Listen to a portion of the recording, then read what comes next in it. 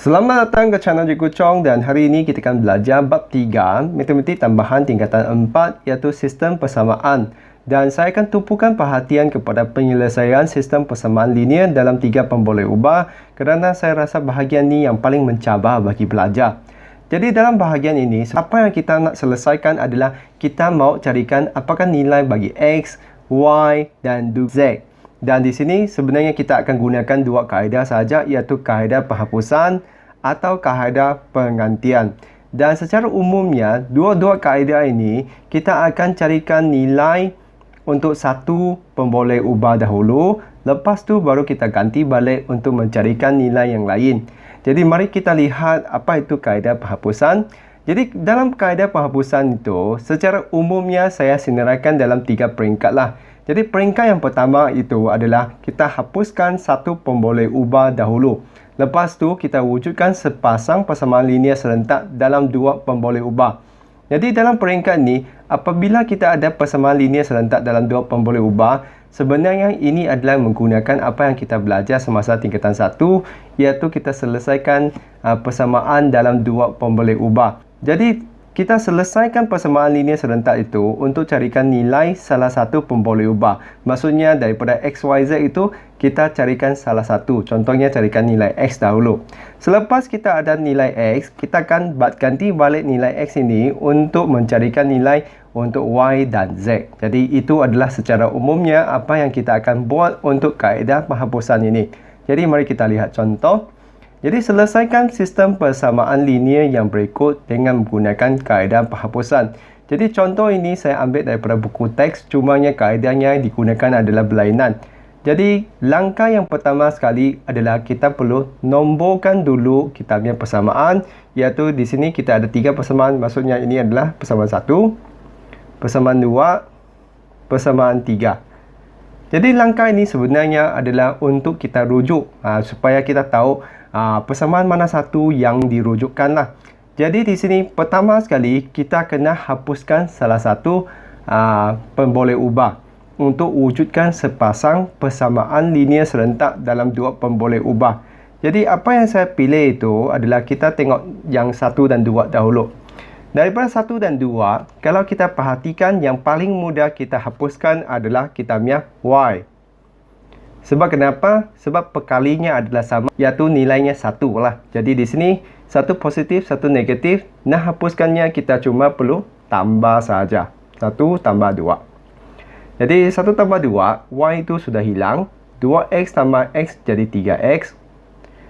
3Z tambah negatif Z jadi 2Z. Negatif 2 tambah negatif 3, negatif 5. Jadi ini akan dapat persamaan 4. Okey, jadi selepas tu kita perhatikan. Okey, selepas kita sudah ada satu persamaan daripada 1 dan 2, kita perlu wujudkan daripada 2 dan 3.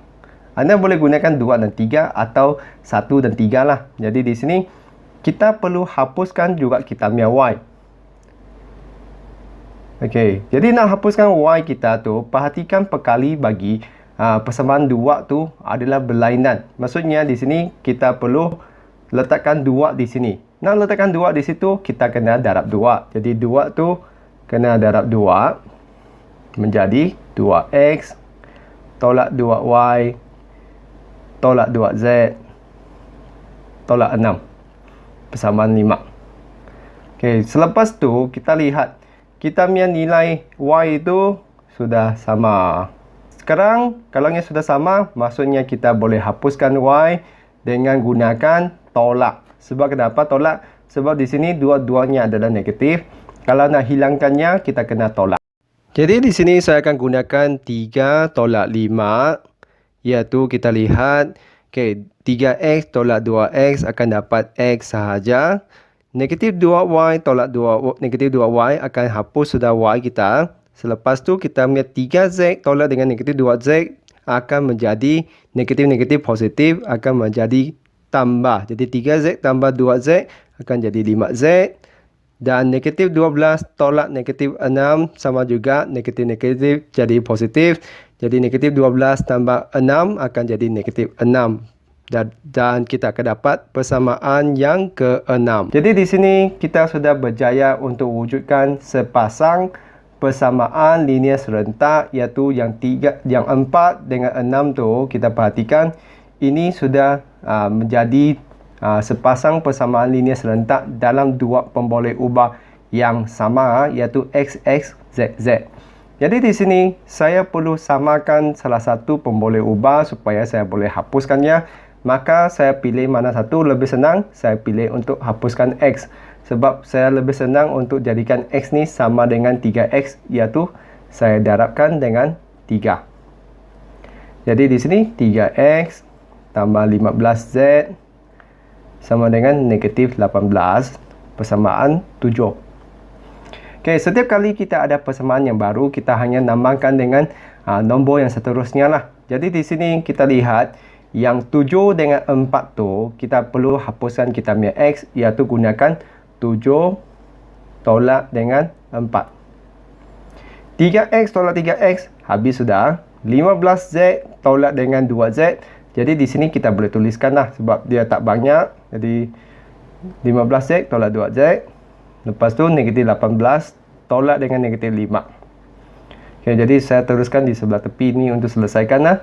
Jadi di sini saya akan dapat ni 13z sama dengan negatif 18 tambah 5. 13z ni dapat negatif 13. Jadi bahagikan, kita dapat negatif 13. Bahagi 13, iaitu dapat negatif 1. Jadi selepas saya dapatkan z saya perlu balik untuk mencarikan saya punya pemboleh ubah x dan y. Jadi nak carikan x pula, paling mudah adalah ganti masuk kepada 6. Jadi saya akan gantikan z sama dengan negatif 1 ke 6. Jadi ganti balik z tu dengan negatif 1. Jadi di sini x 5 darab negatif 1, negatif 5 sama dengan negatif 6. X sama dengan negatif 6 tambah 5, tolak tu jadi tambah, dx sama dengan negatif 1. Jadi saya sudah berjaya untuk mencarikan x dan z. Sekarang saya nak carikan y. Jadi mana satu yang paling senang? Yang paling senang tu adalah yang kurang nombor lah. Paling baik adalah kita carikan depan tu tak ada nombor, iaitu kita ganti masuk ke 2 adalah paling senang. Jadi saya tulis semula persamaan 2 dulu, iaitu saya akan ganti masuk, gantikan x sama dengan negatif 1 dan z sama dengan negatif 1 ke persamaan 2. Jadi persamaan 2 kita adalah x tolak y tolak z. X tolak y tolak z sama dengan negatif 3. Jadi selesaikan, kita dapat ni negatif 1 tolak y tambah 1 sama dengan negatif 3. Jadi negatif 1 dan positif 1 atau tambah 1 ni sudah hapus, tak ada lagi. Negatif y sama dengan negatif 3. Jadi y sama dengan 3. Jadi begitulah jawapan yang pertama, iaitu x negatif 1, y adalah 3 dan z adalah negatif 1. Jadi saya terang sekali lagi dia punya proses supaya pelajar semua jelas. Jadi langkah yang pertama sekali adalah kita perlu hapuskan salah satu pemboleh ubah. Jadi di sini saya pilih untuk hapuskan y sebab y itu adalah nombor yang lebih senang kita hapuskan. Pilih yang mana satu yang lebih senang. Jadi saya sudah hapuskan y, maka saya akan wujudkan dua persamaan linear serentak dalam dua pemboleh ubah. Pastikan dua pemboleh ubah ni adalah sama. Maksudnya x dengan x, z dengan z. Jangan ada xz, xy. Jadi kalau you ada pemboleh ubah yang lain tu, maksudnya anda sudah salah. Jadi anda mesti wujudkan persamaan linear serentak dalam dua pemboleh ubah yang sama. Selepas tu kita selesaikan persamaan linear serentak dalam dua pemboleh ubah ini untuk mencarikan nilai z. Dia mesti carikan satu dahulu. Jadi carikan z. Lepas tu kita ganti balik untuk carikan kita punya pemboleh ubah yang kedua, iaitu x. Lepas tu baru kita carikan pemboleh ubah yang ketiga, iaitu y. Jadi mana satu yang didahulukan tidak apa. Asal kita carikan mana satu yang anda rasa lebih senang cari. Jadi itu saja untuk kaedah penghapusan. Mari kita lihat pula apa itu kaedah penggantian. Jadi kaedah penggantian pula, langkah pertamanya kita perlu susun semula satu daripada 3 persamaan dengan satu pemboleh ubah sebagai perkara rumus. Jadi anda pilihlah mana-mana satu pemboleh ubah yang tiada nombor di depan lah, supaya tidak wujudkan pecahan. Selepas tu kita akan ganti masuk persamaan yang disusun tadi itu ke dua persamaan yang lain. Dan kita akan wujudkan persamaan linear serentak dalam dua pemboleh ubah lagi, dan kita akan selesaikan untuk mencarikan nilai untuk satu pemboleh ubah dahulu. Lepas tu, sama seperti kaedah penghapusan, kita akan ganti balik kepada persamaan yang lama untuk mencarikan nilai pemboleh ubah yang kedua dan ketiga. Jadi lebih kurang sama saja. Jadi mari kita lihat. Contoh, selesaikan sistem persamaan linear yang berikut dengan menggunakan kaedah penggantian. Jadi langkah pertama memang sama seperti penghapusan, iaitu kita nomborkan dulu persamaan kita 1, 2 dan 3. Selepas tu kita pilih mana-mana satu yang lebih senang kita susun semula. Jadi saya pilih untuk susunkan nombor 1 lah, iaitu Z ni. Pilih yang tiada nombor di depan kita punya pemboleh ubah, supaya tidak wujudkan pecahan. Jadi daripada 1,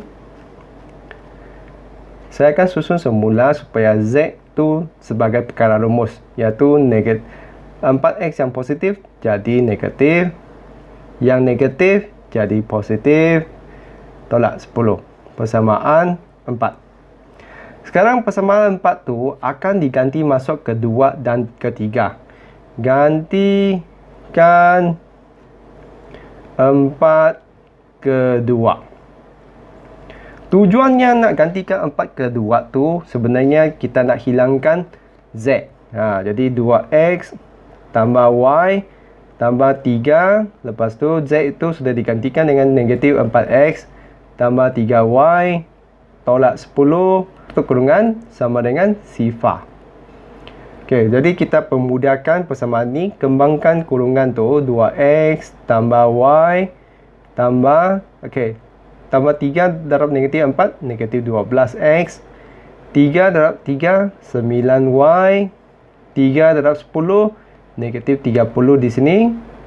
Okey, selepas tu kita selesaikan yang sebutan serupa.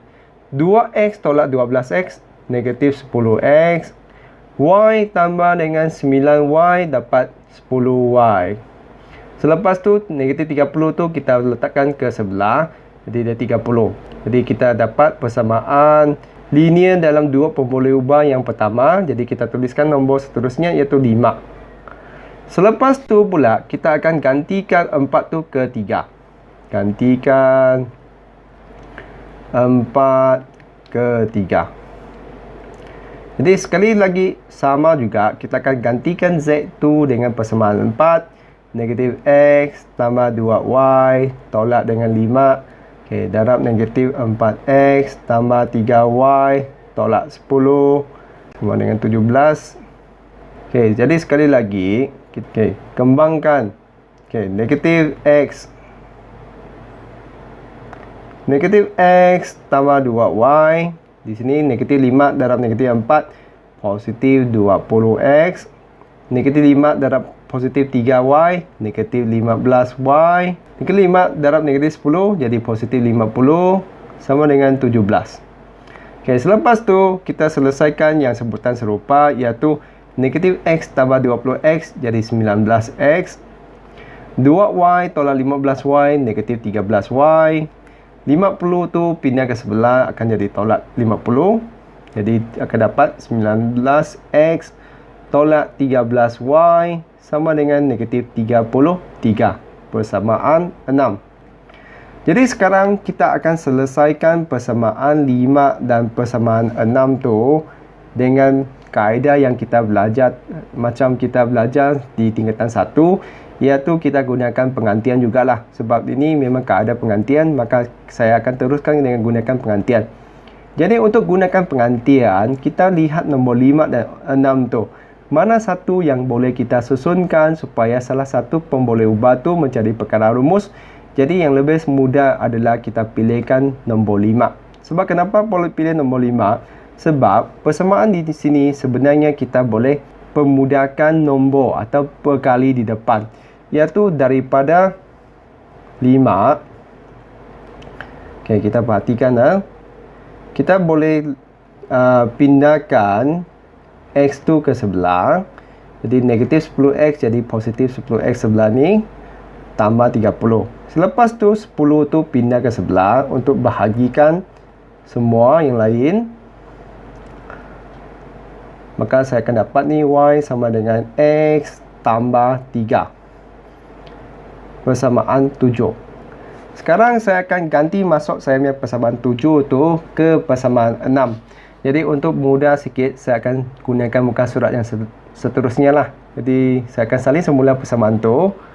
19X tolak 13Y sama dengan negatif 33 persamaan 6. Lepas tu Y sama dengan X tambah 3 persamaan 7. Okey, jadi sekarang saya akan gantikan 7 ke 6. Jadi di sini, okey, 19X tolak 13. Y itu akan digantikan dengan X tambah 3 sama dengan negatif 33. Jadi tujuan kita buat ini sebab kenapa? Sebab dalam peringkat ni kita hanya tinggal satu pemboleh ubah saja. Jadi maka kita boleh selesaikan persamaan ini untuk mencarikan nilai X. Jadi 19X kembangkan kurungan, kita dapat tolak 13X. Negatif 13 darab dengan positif 3, negatif 39 sama dengan negatif 33.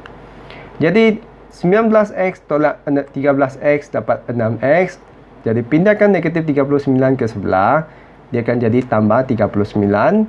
6X sama dengan positif 6. X kita adalah 6 bahagi 6, iaitu menjadi 1. Selepas kita dapat nilai X ni 1, kita ganti balik ke 7 untuk carikan Y. Gantikan X sama dengan 1 ke 7. Jadi Y sama dengan 1 tambah 3, iaitu Y kita sama dengan 4. Selepas tu kita akan ganti masuk kita punya X dan Y itu ke dalam satu persamaan. Jadi kita pilih satu persamaan yang paling ringkas. Jadi di sini yang paling ringkas adalah nombor 2 lah. Jadi saya akan tulis semula kita punya nombor 2. Okey, 2X tambah Y tambah 3Z sama dengan sifar persamaan 2. Maka saya akan gantikan X sama dengan 1 dan Y sama dengan 4 ke 2. Jadi 2 darab 1 tambah dengan 4 tambah 3Z sama dengan sifar.